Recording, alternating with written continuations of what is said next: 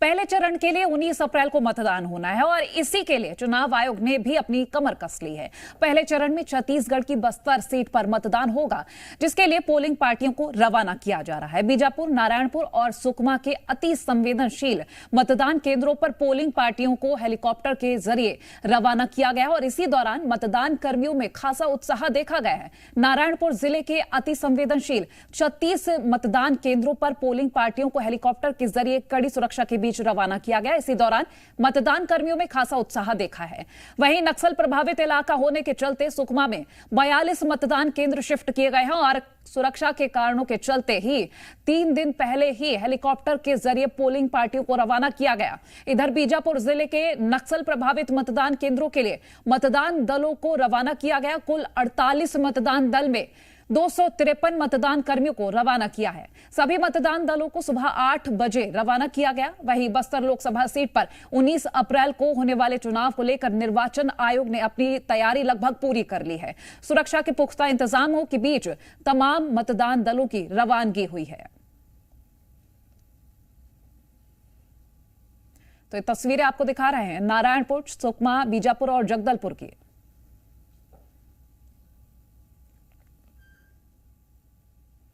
लोकसभा निर्वाचन 2024 अंतर्गत नारायणपुर जिले में 33 पार्टी को हेलीकॉप्टर के माध्यम से प्रेषित की जाना है। अभी तक हमारी 9 पार्टियां हैं वो हेलीकॉप्टर से जा चुकी हैं। सर, कितने जो ऐसे केंद्र जो हाई सेंसिटिव बनाए गए हैं और कितने दलों को इस तरीके से लगातार रवाना किया जाए? ये हाई सेंसिटिव दल नहीं है, ये पहुंचने के लिए असुविधाजनक केंद्र है, इसलिए हेलीकॉप्टर। विगत कुछ वर्षों से मतदान केंद्रों को शिफ्ट करने की आवश्यकता पड़ती थी, क्योंकि वहाँ की लॉ ऑर्डर सिचुएशन ऐसी थी और वहाँ के जो मतदाता थे दूसरी जगह स्थानांतरित हो गए थे। तो इसलिए करीब करीब जो है 100 मतदान केंद्र जो शिफ्ट हुआ करते थे। लेकिन इसमें क्षणे क्षणे जो है उन मतदान केंद्रों को जो वापस वहाँ स्थापित किया जा रहा है। जैसे जैसे जो है प्रशासन की पहुंच जो है नीचे स्तर पे बढ़ते जा रही है और स्थिति सामान्य हो रही, तो हम लोग कोशिश कर रहे हैं कि ज़्यादा से ज़्यादा मतदान केंद्र यथावत हों। और देखिए, पोलिंग पार्टियां रवाना हो चुकी हैं। तमाम तैयारियां लगभग पूरी होती नजर आ रही हैं। तमाम हाल जानेंगे, स्थिति जानेंगे, तस्वीरें देखेंगे। नारायणपुर से हेमंत संचेती हमारे साथ जुड़ रहे हैं, रंजीत बाराट हमारे साथ सुकमा से जुड़ रहे हैं। पहले हम नारायणपुर चलते हैं। हेमंत, क्या तैयारियां, पोलिंग पार्टियां रवाना हो गई? जी हाँ, नारायणपुर जिले के जो अति संवेदनशील 36 मतदान केंद्र है उनमें से 33 मतदान केंद्रों को आज हेलीकॉप्टर से रवाना किया गया है। ये जो क्षेत्र है काफी अति संवेदनशील क्षेत्र है, जहाँ पे नक्सलियों को बोलबाला रहता है। उन क्षेत्रों में जाकर शांतिपूर्ण मतदान करना एक बड़ी चुनौती है, जिसको लेकर पुलिस प्रशासन काफी सख्त है और उन क्षेत्रों में लगातार गश्त और सर्चिंग तेज की जा रही है, ताकि वहाँ के लोग निर्भय होकर आके अपने मत का प्रयोग करें और अपनी नई सरकार को चुन सके। और जहां तक की बात की जाए, जो मतदान केंद्र गए हैं उन केंद्रों को कैंप और थानों में रखा गया है और जब 19 तारीख को मतदान करना होगा वो तो मतदान केंद्र जाएंगे, वहाँ शांतिपूर्ण मतदान संपन्न कराकर वापस सुरक्षित नारायणपुर लौट आएंगे। चलिए, लौटेंगे। रंजीत, आपके पास आना चाहूंगी। सुकमा भी अति संवेदनशील क्षेत्रों में आता है और सुकमा का नाम सुन के खुद ब खुद लगता है कि सुरक्षा का क्या इंतजाम होंगे। फिलहाल इंतजामों की जानकारी दीजिएगा।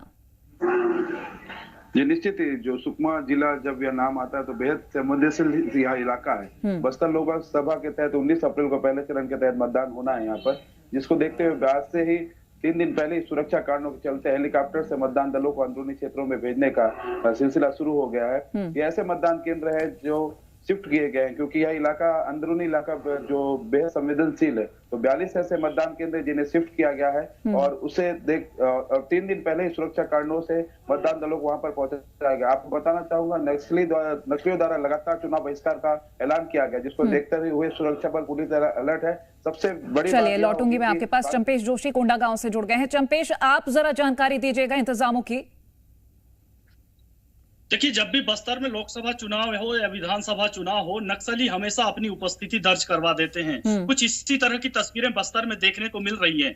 यही वजह है कि पुलिस प्रशासन सचेत है और हर जगह पर सर्चिंग अभियान पहले से ही तेज कर दी गई है और जिन दलों को रवाना किया जा रहा है उनके साथ फोर्स भी रवाना हो रही है। इसके अलावा पिछले महीनों भर से इन जंगलों में पुलिस गश्त कर चुकी है और सभी जगह पर सुरक्षा के पुख्ता इंतजाम देखने को मिल रहे हैं। कल 19 अप्रैल को 14 लाख मतदाता बस्तर में अपने मताधिकार का प्रयोग करेंगे। लिहाजा इस नजरिए से पुलिस प्रशासन, सेंट्रल फोर्स जो है आर्म फोर्स, वो चप्पे चप्पे पर जवानों की तैनाती कर दी गई है। इसके अलावा उन नक्सल प्रभावित क्षेत्रों पर जहां पे मतदान कराया जाना है लेकिन सुरक्षा एक बड़ी चुनौती मानी जाती रही है अब तक, तो उन स्थानों के लिए हेलीकॉप्टर की भी मदद ली जा रही है और पूर्व से ही चुनाव आयोग के भी सब ठीक है। चंपेश, हेमंत और रंजीत, बहुत शुक्रिया ये तमाम जानकारी हमसे साझा करने के लिए।